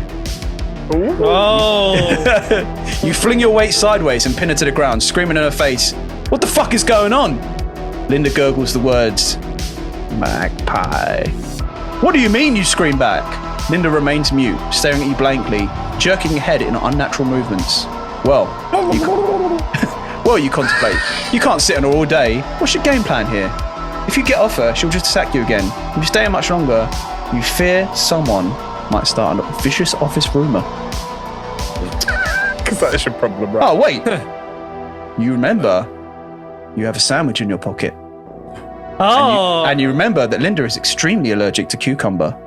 You learned that from her very boring drunken slur at the Christmas do. You grab the sandwich from your pocket and stuff it into her mouth. Standing over her twitching body, you feel little remorse for your actions. This is the kind of thing you should expect when you take a job in HR. You think of something cool to say, but all you can think of is, "That's for not approving my April holiday, you bitch." Cool. Very cool. You watch with alarm as Linda's body starts to dissolve before you, until all that's left is a set of crumpled clothes and a mess of black feathers. Something has seriously gone wrong. Besides that, you have an overwhelming feeling of familiarity. Something about a haunted house and a backwards man. Like you've lived this all before, in another life. You chuck the clothes and the feathers behind one of the filing cabinets. You wouldn't want to raise suspicion, and now you have desire to work out what's going on in this place. Picking one of the rulers out of the wall, you pry open the jammed door and head into the main office. That's the end of that chapter. Right, sorry about that little break, but we're on to chapter 5, Stephanie. As you continue your journey down the corridor, you feel a pair of small but strong hands grab you on the back of your shirt and pull you into another room. Oh God, you think. Linda's come back and she's got me. You turn to meet your end and you're instead met by the pale but beautiful face of Stephanie. On to the next one. Can I just say that I love the fact that we can hear the rain on Dave's... Yeah, it's very ASMR. Yeah, You're welcome. it works well with the setting. I actually booked it for this point in time. Yeah. Where the fuck have you been? Did you not get my email? Her face scrunched up in annoyance. I was pulled in by Harvey to explain why I was late. You reply. Stephanie's mouth drops open to form a perfect O. Oh shit, are you okay? Did he do anything to you? Not having any bird-like thoughts, worms, fly, crowing? She says. No, he told me to report for orientation. Okay, listen to me carefully. We don't have much time. I'm not a trading performance analyst. I, in fact, work for a very unique government branch, and I have been undercover in this business for 2 years. This voice. Is your cover voice or is this actually your real voice? We have been tracking Harvey Crowstein as we think he has plans for world domination. World domination? Don't we make sausages? You say, dumbfounded. Stephanie sighs in annoyance. Yeah, can I have a sigh, please? Her blonde hair falling about her face. Yes, but we have reason to believe this is all a front. He worked this way into a position of power to afford the resources to make his move. To turn everyone in the world into crows. You take a moment to process this. Is Stephanie actually a bit mental? Has the monotony of its job taken its toll on her? Maybe you're asleep still and this is part of that weird haunted house dream you were having earlier. Crows? What the fuck, Stephanie? She sighs again. Visible annoyance creeping into her tone. What a day. Look, he's not human, okay? He only appears that way. He's actually 7 crows in a trench coat. Oh. We have to take him down before his plan gets to completion. He's already started with the office, and he wants you taken out. Me? You say. Well, why me? Because you were late for work. She shouts. Let's go. We need to get out of this building and get back up. We need to keep this isolated to the office before he sends his crowbots loose on the world. Oh my God. I've been writing for about 5 hours at this point. I love it, mate. What are you taking as well in the meantime? Hey, 7 crows in a trench coat, mate. You consider everything you just heard and agree that getting the fuck out of whatever is going on in here definitely is the best course of action right now. Stephanie looks at you, blue eyes blazing. As far as I can... Oh, sorry, it's you. As far as I can see, we have 3 ways out. Those 3 ways out are take the stairs, take the lift, or take the fire escape. Oh, fuck the lift. That's always a risky one. I think the fire escape is always the safest option. But what I feel like... But what's the Joe difference hasn't between the just- stairs and fire escape? And also, Joe hasn't explained what the fire escape leads to. You know what I mean? Like, It's a could be different door set of and stairs that are fireproofed. I mean, fireproof Fire escape. stairs sound better. What do you think, Fire Ed? escape. I would say fire escape. I was Okay. going to say fire escape before anything was mentioned. So Oh, Fire escape, eh? you're fucking cool, aren't you? Okay, Oh, scroll I to my just- fire escape. Yeah. It appears the fire escape door is jammed on this floor. Excuse me. But Stephanie has an idea. There's an air vent that goes up to floor 5 where there's an external ladder stuck to the outside of the building used as alternative... excuse me, that sentence was too long. Stuck to the outside of the building used as an alternative escape method in an emergency. Who fucking designed this building? You think to yourself, this this all sounds very Die Hard. So you pop yourself in the air vent and start crawling. Chapter 6, accounts. Oh, is that right? You were right, yeah. Right. You would have got turned into a crowbot if you picked any of those other options. Oh, right. Well done. You would have been sent for orientation. Oh, okay. Orientation. Chapter 6, accounts.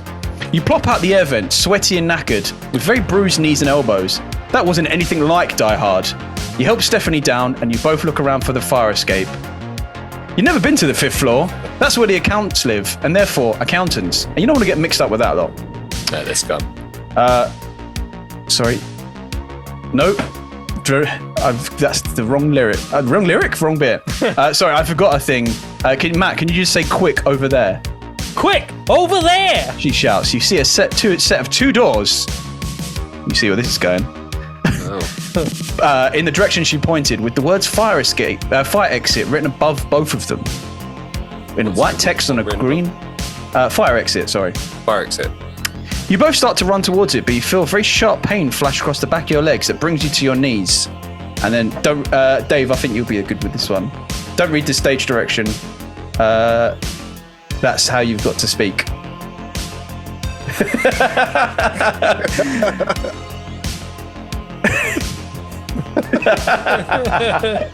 No, Dave's just taking it in the stage direction.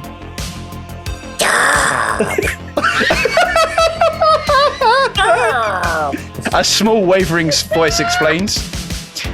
You tilt your head up to see a small, somewhat wet-looking man before you. Coming up to your eye level despite you being on your knees, his thin back hair scraped back over a bulging forehead. Your lines are in purple. Thank you.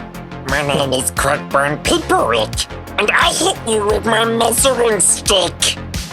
The man exclaims in a sort of sing-song, Mr. Pimplewick, have you heard that name before? You mean a fucking ruler? Stephanie says to the tiny, moist man. Oh, really? You remember Linda from HR and shudder at the thought of rulers.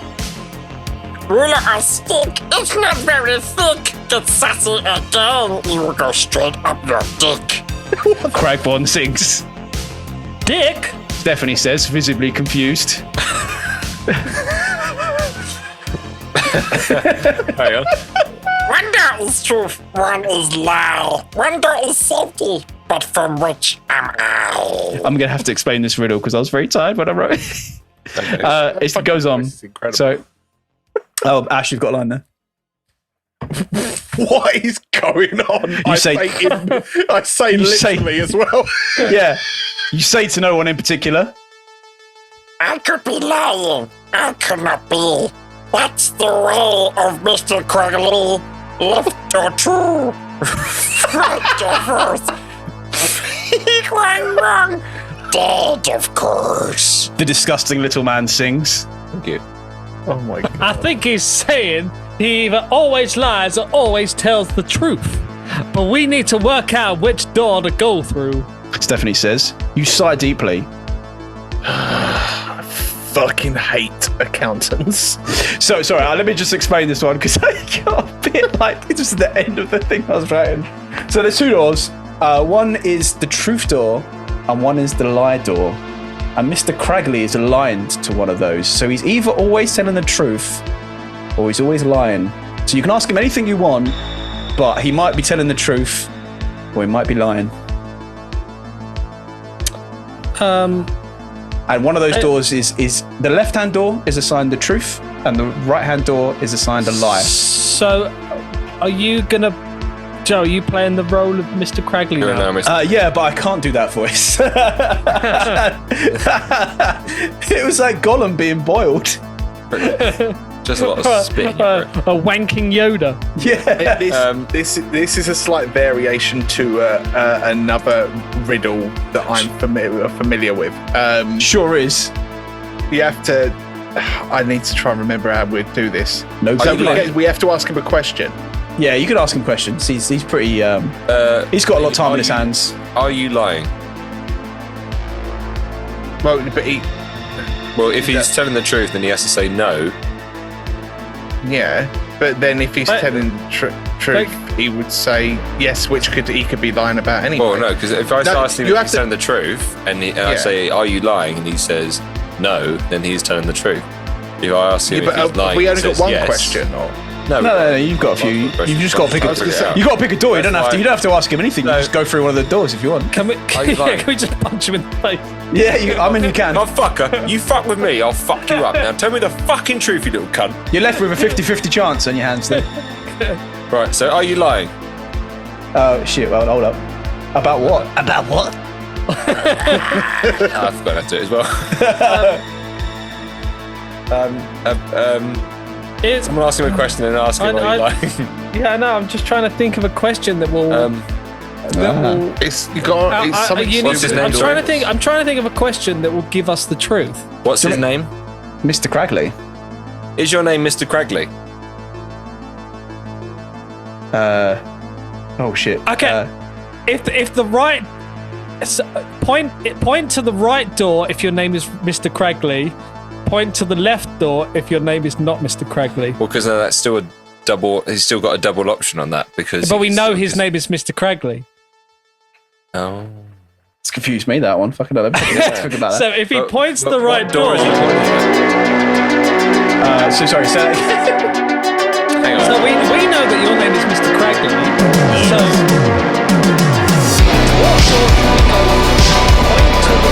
point to the right door if your name is Mr. Cragley. Point to the left door if your name is not Mr. Cragley. Mr. Cragley points to the left door. Yeah, but no, wait. So his name is Mr. Cragley. Yeah. But you can still be lying. Sorry, did you buy right? Well, he's just pointing to the left door because you asked him to point to the right door. Yeah, you've given two options in this. By right. Did you mean the correct door? Are you lying? Yeah, I meant the correct door. Yeah. Oh, so okay. So the question point to the correct door. Yeah, sorry, I meant yeah. But how do you know that? How do you know he's not going to lie about the second part of the sentence? Yeah. So are you lying? If the right door is the correct door, then Do you know what you're asking? I have no clue what the fuck you're talking about. Because you're asking this shit. I'm trying. No, I'm sorry, but I'm trying to use the information that we know. We know his name is Mr. Cragley. So you also know that one of the doors is labeled truth and one is labeled lie.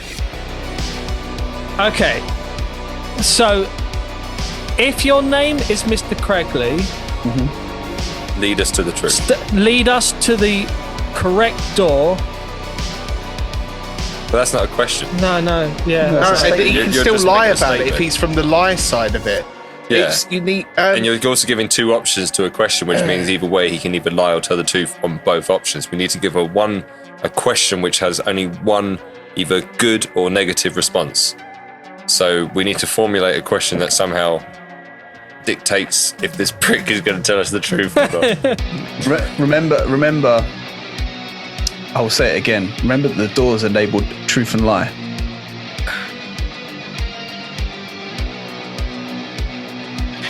My only other clue I'm going to give you is if they're truth and lie, which one is he aligned to? Yeah, that's what I'm thinking. Oh, so you could. For anyone listening, this is a popular riddle based on a man who's you can't decide whether he's from a city or not.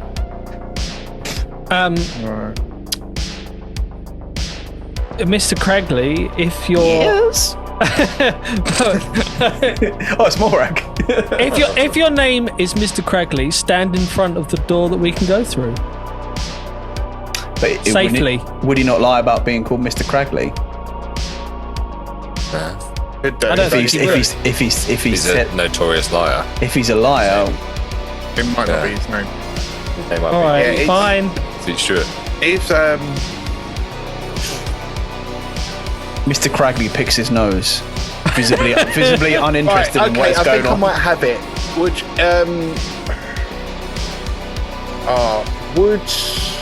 What are you boys doing? Would you tell me? Would you tell me that the lie door is the right room? would you tell me if the lie door is the correct room? The door to go through. No. Okay, so if that's the case, then if he's telling the truth, then it's the other door. Or asking And would if he's the lying- truth door be the correct door to go Oh through? wait, no, hold up. That still doesn't work, does it? Would no, the truth no, door it be the does. correct door Yeah, to go no, it through? does. Because if he's lying, then wait, if he says no, It's still I've got to get this right. I've got this in my head. I'm sure this is right. So if he's lying, then the truth door is the one to go through. But if he's telling the truth, then the truth door is the right one to go through. So it's the truth door we need to go So I'm pretty sure about that, Ash. Well, hear me out. So if I've said, Okay. would you tell me to Fuck go it. through Let's the go. lie Let's go door? for guys. Let's go for the Well, truth. I just want to make sure I've got this logic right, because I said, if I've said to you, would you tell me to go through the lie door, and you've said no, if he's telling the truth, then it means that the truth door is the right one to go through, and if he's lying, it would. No, wait, have I done this right? I Yeah, don't no, know. because Let's go through if the. he's lying, Okay, it's a lie. guys. Third option. Barge through a door. We punch him in the face and go through the and we go through the we truth try- door. Hold him by Gonna the go through the fucking truth throat. door. I feel Oh, like wait, Living shit out of him. We're gonna punch him in the face and then go through the truth door. Okay, right, okay. We punch him in the face and go for We the truth. punch him in the face. We're I'm putting gonna, that in. I'm gonna have to rewrite the beginning of this. You punch Mr. Pimplewick in the face. That missed the crimple, didn't they? Whatever the fuck it was. No, his He's name- changed his name about 5 his name's Crackly Pimplewick. Yeah, exactly. Okay. Thank you. He leaves a thin layer of residue on your wrist. No time to think about that now. You push him out of the way and you burst through the door. You head down a set of stairs. At the bottom, you see a ladder. You go ahead of Stephanie and start to climb the long ladder attached to the exterior of the building. As you descend, you look up at a hopeful face looking down on you. You feel warm. Everything's going to be okay. You finally make it to the bottom of the ladder as you scramble down the last few rungs. You observe to see you're dropping into some kind of service yard for deliveries. You've never seen this part of the building before. You lower yourself down from the last rung and lose your footing, slipping on the floor and landing face first on the concrete. Stars dancing across your vision. You look up and see a pair of shiny black shoes. You hear a voice from above.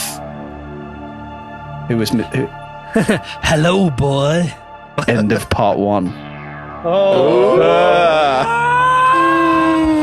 So you did pick the right door. Cool. Yeah, I still think it was wrong, but it reminded me of the riddle that's in the labyrinth, where you've got the one that's telling the truth and the one that's lying. And I think from what I remember, she said, "Would the other person tell me that that's the door or something?" And then that makes it so that one's right. But I think I'd still fucked it up and maybe with the lucky. I like that we just punched him away. Yeah. What would have happened if we went through the other one? Make love to us. You head down the set of stairs. Yes, freedom. You hear a loud click. The stairs have become a slide, and at the end, you're Spiky Doom. What a very Scooby-Doo way to die. As you think, Scooby-Woo, as you hurt to your doom. The last thing you feel is the cold steel pressing into your skull. You've been worked to death. Okay. So we've done pretty well, actually, staying alive. Yeah. Right. Great, I love it. So that's the first part of Crowboys That's the first Haunted House part. Part 2. Okay, Excited great. for the next one. My dissertation on of doom. Yeah, cool. Right. Well, let's carry on with the normal stuff. As It's time for shit news. Time for shit news. my news. This is the latest dispatch just received in our news. Sunungen Podcast, bringing you the latest news from around the world with Hot Lips, Funky Gibbon, Long Socks, and Teabag. This is shit news. Yeah, it's shit news.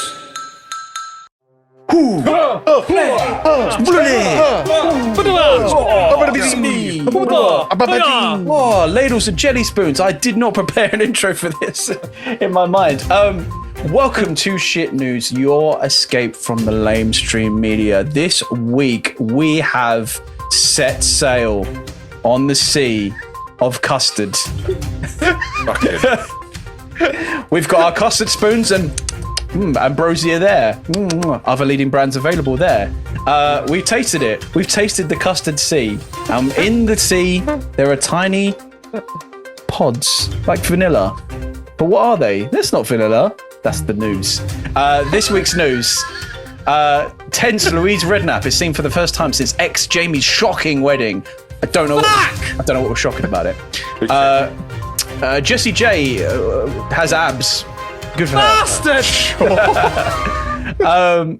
Oh God, scroll down. So many adverts.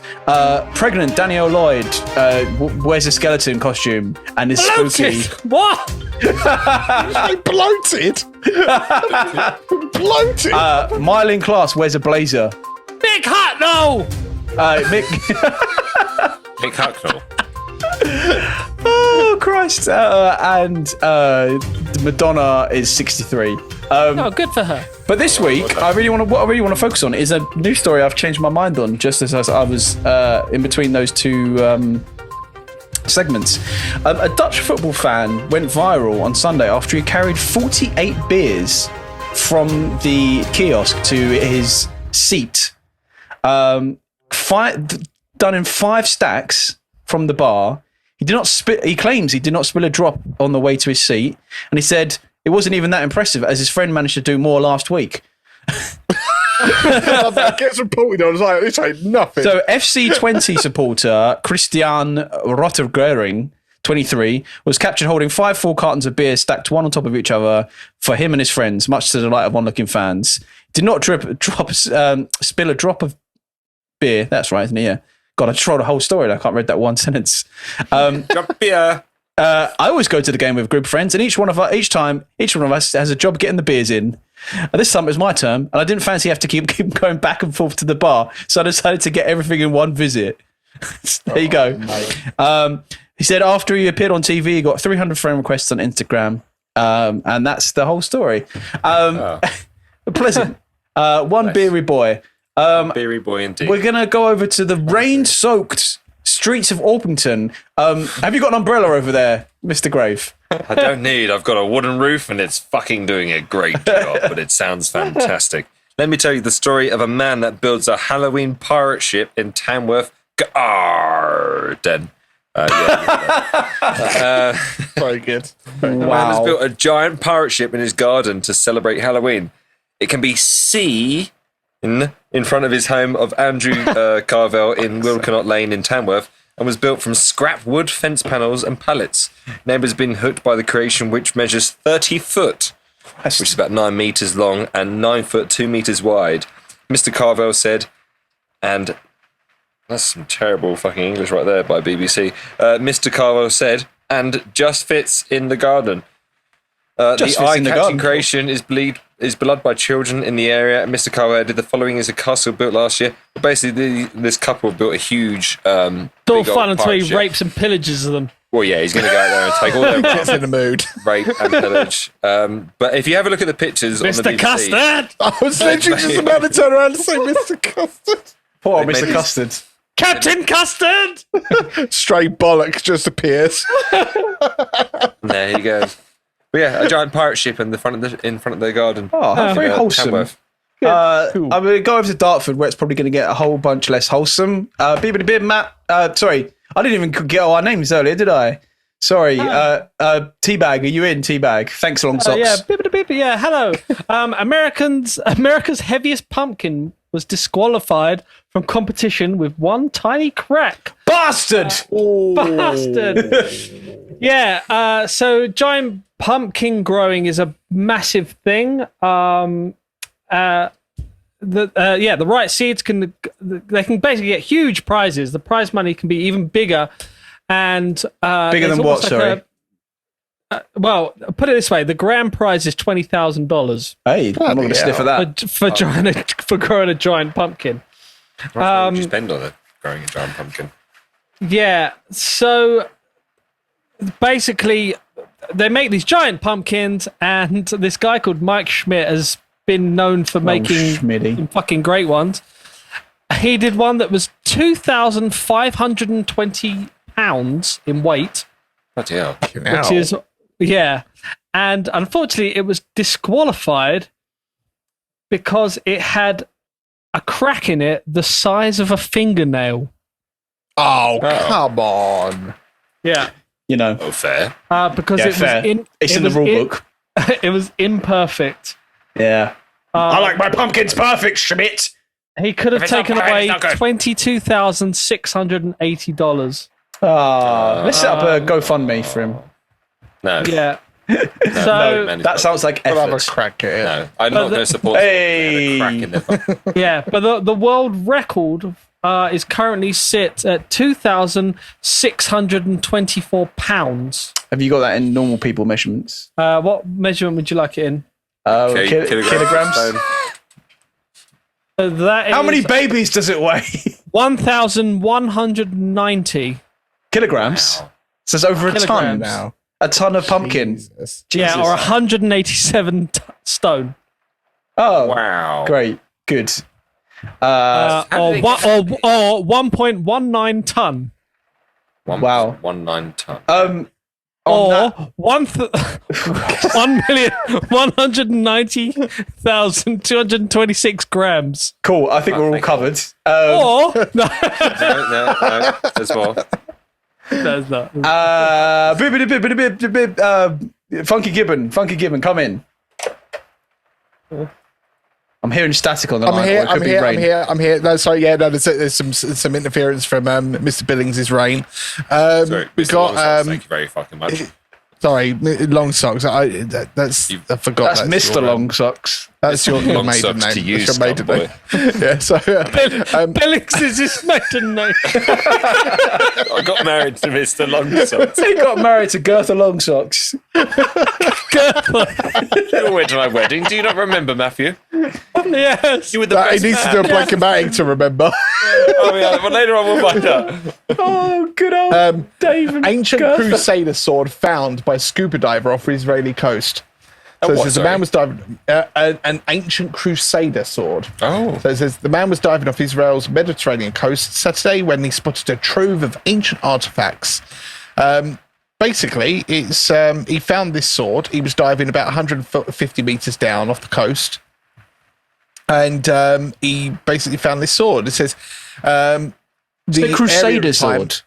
A Crusader sword, yeah. I'll go through it in a minute. A sword from the Crusaders. Experts say the area provided shelter for ancient ships and is home to many archaeological treasures, some dating back 4,000 years. But such discoveries can be elusive because of the constantly shifting sands. So basically, he was worried that this sword would get buried, so he basically took it ashore and delivered it to government experts, which estimated it's about 900 years old. It's covered in and encrusted in marine organisms, but it is apparently made of iron. Delicious. Forbidden snack. Fry that Basically iron up saying in a big it's pan. Yeah, it's exciting to encounter such a personal object taking you back 900 years back in the time of a different era with knights' armor and swords. But basically, it dates back to, like I said, the sort of ancient Crusades. How did it get in there? No idea. But Does it anyone says remember that dates back to the Crusaders. Advert for peanuts that went, "Hey, Crusader, have you any nuts?" No, just no, me. he- Okay. Apparently, he was given a certificate. See, you would think like he'd probably get a lot of money for something, a discovery like that, wouldn't you? But it says the sword is to be cleaned and further analysed, while the diver identified as Shlomi Katzin was given a Shlomi. certificate of appreciation for good citizenship. Yeah, fair enough. Fair Can't enough. sell that shit. Yeah, it's got Not crack gonna in feed it. the kids. Not going to win. It's got crack in it. So yeah, there you go.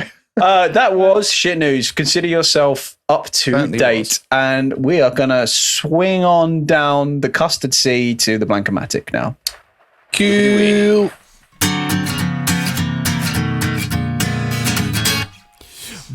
Blankomatic, it's chromatic, it's dramatic. Blankomatic, la, la, la, la, la, la, la. It's Blankomatic. All right, you weenies, we're here. We're back. We're here in the Blankomatic station. And, guys, I didn't Shoo. say, did I? What have you forgotten this time? It's Luke done. Guys, What have you done? What have you had- done? Is it raining? I had an experience. Yeah, go on. Oh. It's for the Scary Monster. Oh. And this week's Blankomatic is called the Scary Monster. Okay, gotcha. Right, yeah. That's all it is. It's just Bless called him. the Scary Monster. Give Thanks. everything away. The lib intro starts with, "It was a dark night with a full moon in the sky." Yep. Well, it's Yeah. not a dark night, Cool. is it? With a full moon in the sky. It was a dark night, but it was quite bright. But there was a full moon in the sky, so it was well lit. We may have done this one before, but it was quite hard finding Halloween specific Blancomatics. But I think it's been a year, so hey ho, guys. Hopefully, we didn't do this one for the Halloween last time. I don't remember doing anything about Can't scary remember, monster. yeah. Okay. Okay, we need a noun.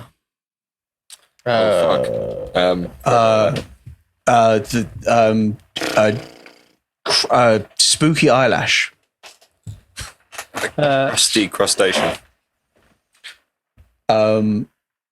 Spooky crustacean. Yeah. Spooky crustacean. Bloody palm tree. We'll have our nouns, Joe. We need an emotion. Depressed. Rabidly sexual. Sexually Is depressed. that an emotion? Sexually depressed. Sexually depressed. Sexually. Yeah. Why not combine them? Mr Custard. We need two animals. Right, you know what? I'm gonna move animal. I'm gonna move spooky crustacean to animal. We now need a noun. Automatic mouse penis. I like automatic. Automatic. Toenail train. Automatic ghost Automatic. creator. Automatic bum spanker. I don't know. Automatic Bum spanker. That's classic. Okay, automatic bum spanker. Isn't that on our sexually new realm? depressed. So, yeah, spooky crustacean. We need another animal. Kidney rat. Yeah. I'll go wrong with a kidney rat. Little wiggly kidney rat. I was going to say a frightful ferret, but No, I like Kidney wiggly rat. kidney rat. a wiggly kidney rat. We need a plural animal part, e.g., claws, ears, horns. Teats. Teats of a cat. Saw. Sore teats. Sore frothy teats. Oh, Red rawed cat tits. Red raw cat tits. Oh, we can't have cat. So we can have red raw teeth. Red raw teats. Oh my god, Red Raw Cat Tits is a great punk band name. Ash, we need a number. Go high. High, yeah. 407. Okay. Plural body part. Testicles. Mr. Custard's bollocks. Mr. Custard's bollocks.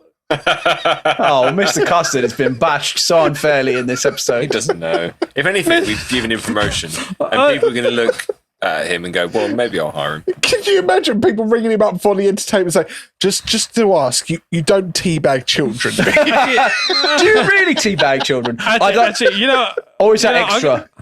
I'm gonna put Mr. Custard's bollocks. Mr. Bollocks Custard. I'm gonna put Mr. Custard's bollocks under a noun that happens further on. Okay. So we still need a plural body part. 'Cause I think we need to just keep it as just a body part. I like the idea of Mr. Custard's website has, when you fill out the form to book him now, it goes, how did you hear about me? Google, Yahoo, Hotmail, Sin and Gin. You say a plural body part. Plural body part. Crusty lungs. Or I hate everything about that. Well, I'll keep that. Dusty Toes. Dusty toes. Well, we actually I need like- another plural body part, so we've got Dusty toes. Dusty toes. I love that. amount of time: 4 days or 8 minutes. Ash. 2 months. 2 months. Food. Sorry, what? Food. Oh. Waffle. I said waffle Waffles. earlier. Blue waffle. Oh. Do not Google that if you've not heard of that. If you haven't Googled it, Google. No, don't. No, do it. Don't. Verb. You haven't lived. Verb. Google something spooky. Okay. Shiver. Oh, yeah. shiver. Yeah, nice. Something outside plural. Mountains, hills, clouds. Forest. Good. Pothole. Giant pothole. Great suggestion. Thank you. Oh, Christ. How about the Forbidden Forest? Jamie Redknapp's concrete dog statue.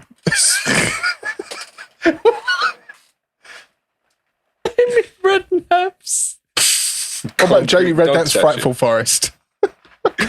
Is it statues? Is it plural?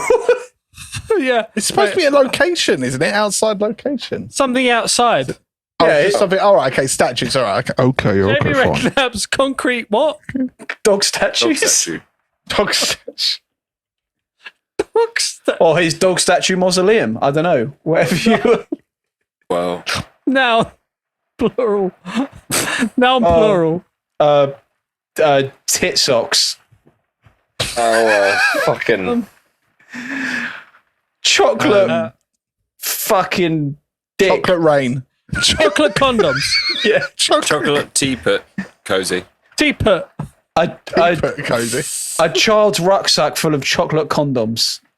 A child full of bees. Oh, I don't know. A child full of Alfred Hitchcock books.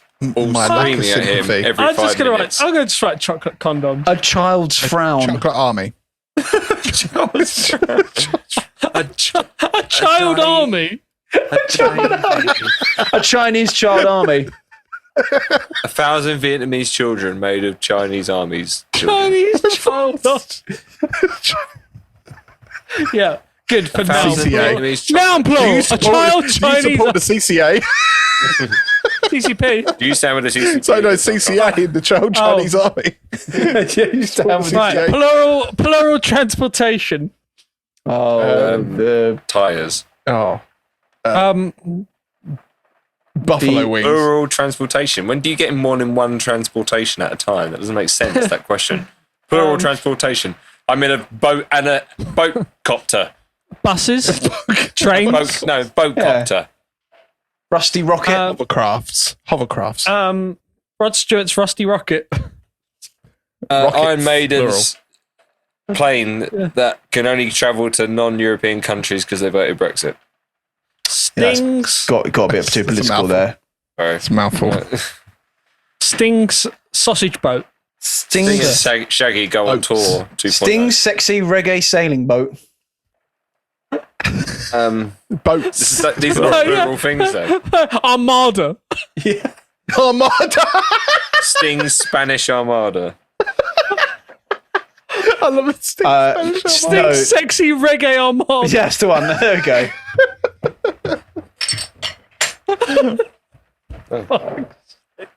Single piece of clothing. Single piece of clothing. Oh, A just scarf. Alexander Skarsgård. Cum sock. Wet scarf. Whoa. Soggy scarf. Cum Soggy scarf. scarf. Yeah, soggy scarf. Soggy scarf. Plural clothing.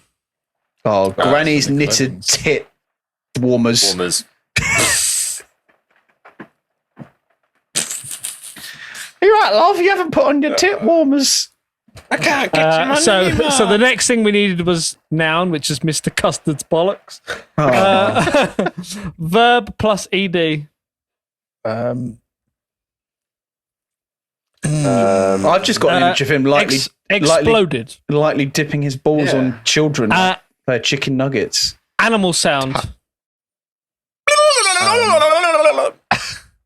Oh yeah, I can't write that. Oh, that down, please. Just raw, but RAWR. Squibbity blue. I'm the No, it was an I'm animal from the sound, zoo. not a Russian dance band. Skibbity. skibbity wap, bap, bap. Just write quack. Squibbity blue, I'm from the zoo. Dabba dee famous dabba sound. die. We need animal plural. Lipstick. Lipstick Emperor snakes. penguins. Emperor lipstick snakes. Emperor lipstick snakes. Doesn't even make any fucking sense. All right, we've got Emperor lipstick slicks. Another noise, e.g., banging, thumping. Frosting. What was the one you said? What was Schwank. the one you said with the rulers? I said Twanging.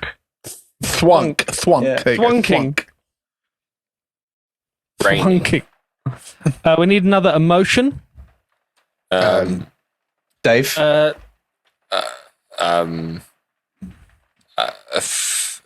Bleeding. Emotional AA batteries. Emotional bleeding. Emotional bleeding. Emotionally blocked. Emotionally- tepid amusement. Emotionally absent father. Emotionally dead. I have no emotion. I'm dead. Okay.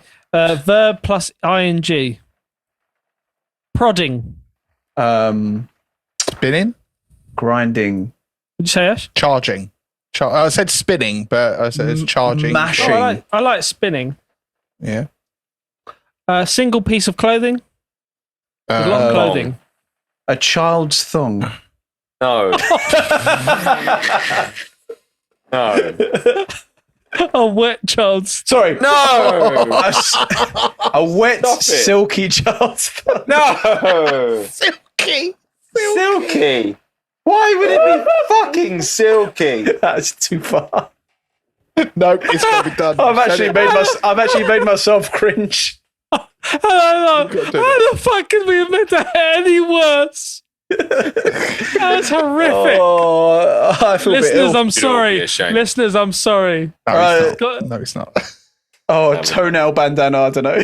No, I'm no, sorry. he's got- he's We've got got a bandanas, wet, silky bandanas. child's thong.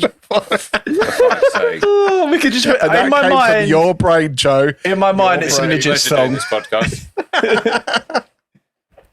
This was the last need ever a noun? episode of Synergy. We need a noun. Or a nonce. Teddy. Oh, Toothpaste Teddy and his testicular tosses. Damp Teddy. no more damp things. Just Teddy. No more wet shit. I've written damp Teddy. Verb plus ed. Cuddled. Weakened. Weakened. Oh, Oh, God. smushed. Stripped. Actually, there is another verb plus ed, so I'm going to do smushed. Okay, we're nearly there. Noun. Oh, weed goblin. Honey. Weed Goblin. Is that Rob Goblin's other name?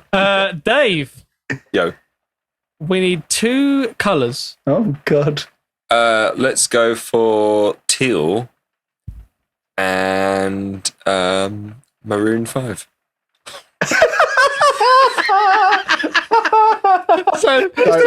Jessica Teal. Jessica Teal. No. I like just teal and maroon 5. Oh, I missed the politics. Maroon 5 is No, stellar. but politics I like were like see episodes 30 to 35. Yeah. So Now we're all about normal colours and bands. we're all about fucking out with colours. Okay, we need an adjective. Ghoulish. Oh, I like that. Trying to remember that it was about Halloween. Ash, we need a number. Get Here we really go. high. Get really high. Really, really high. Get crazy with it. 7,503. Really high. That's so high. Preposition, backwards, forwards, sideways. Let's keep this simple. 95-degree angles. Sideways, yeah. Sideways. Like a crab. Sideways, like a crab.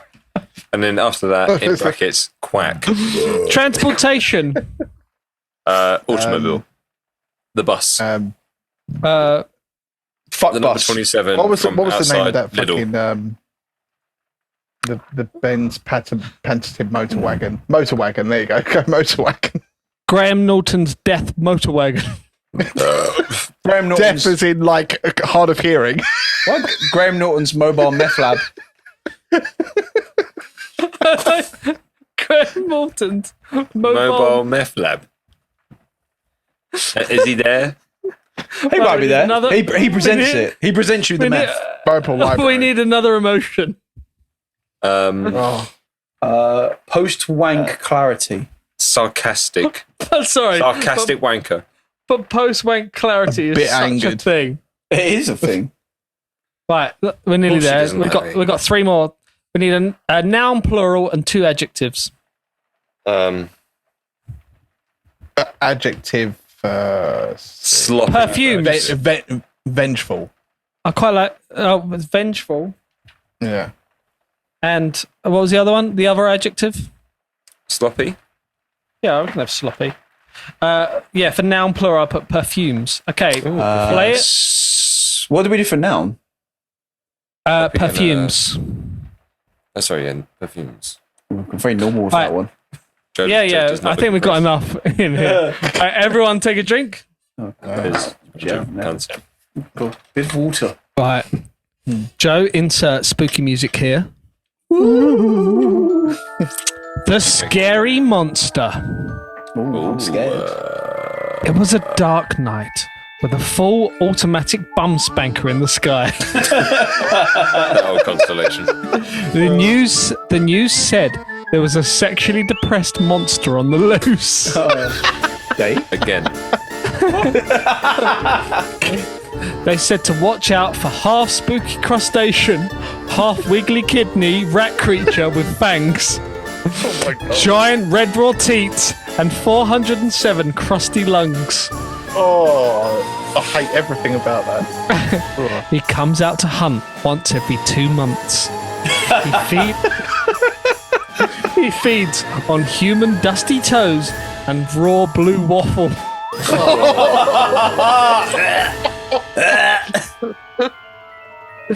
It was on a night I had to shiver home from work, and only way home was through the Jamie Radknapp's concrete dog statues. Very spooky. That old place. We've all been there many a time. I couldn't get a taxi because I had no Chinese child army. They do normally carry me home on a throne. And the Sting's sexy reggae armada were running that late. Yeah. Whenever I Notoriously unreliable. Whenever I might have had a few drinks, I always wait for Sting's fucking reggae armada. Well, you know what they say when you're waiting for Sting's Reggae Armada? You could wait for ages and then 2 come at once. Yeah. That's always the way. I had to take my chances. I threw on my soggy scarf and Granny's knitted tit warmers. Got out my flashlight and grabbed Mr Custard's bollocks from the nearest tree, just in case. Reason for good luck. And I exploded fast, really fast. Really. Damn. When I reached the middle of the woods, I started hearing squibbity blue, I'm from the zoo sounds.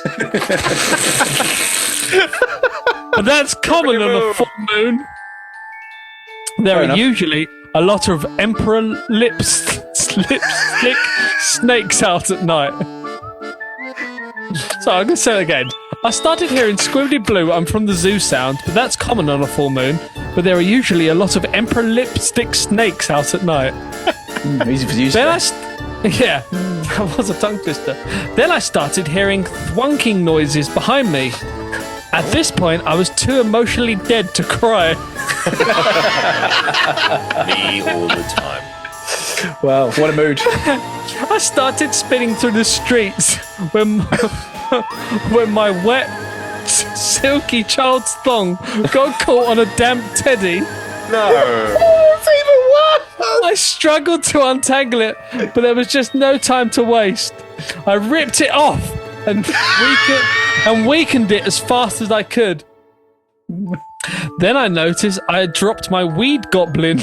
When I looked back up, I suddenly saw a teal figure, and it looked like a ghoulish 7,503-legged creature with glowing maroon 5 eyes just staring at me. I love the fact that they took the time to go, that's 7,503 legs. Hang on. That few. I took a deep breath and ran sideways like a crab. Took a corner and smushed my way to the open road. That's when a Graham Norton's mobile meth lab stopped and offered to take me home. Good offer. That's always nice then. I was so Sorry. I was so post-wank clarity at that point. I got home safely and locked all my perfumes. You did. This was, You did have an explosion earlier when you touched Mr. Yeah. Custard's testicles. yeah, this was definitely the most vengeful night of my sloppy life. Yeah. Sloppy life. Wow. Very good. Yeah, So you had quite the thank you very Halloween. I think we've all had quite a Halloween episode. So thank you very much, everyone who's stayed with us to the end of this episode. Love Enjoyed you the very rain. much. Enjoyed Dave's rain in the background. I'll find editing that out later. Yeah, the maritime. Yeah. Joe. Every time And, I talk, it comes back in. Yes, thank you for still being part of Sin and Gin. We love you very much. Huzzah! Huzzah! Ah! Gin. Goodbye.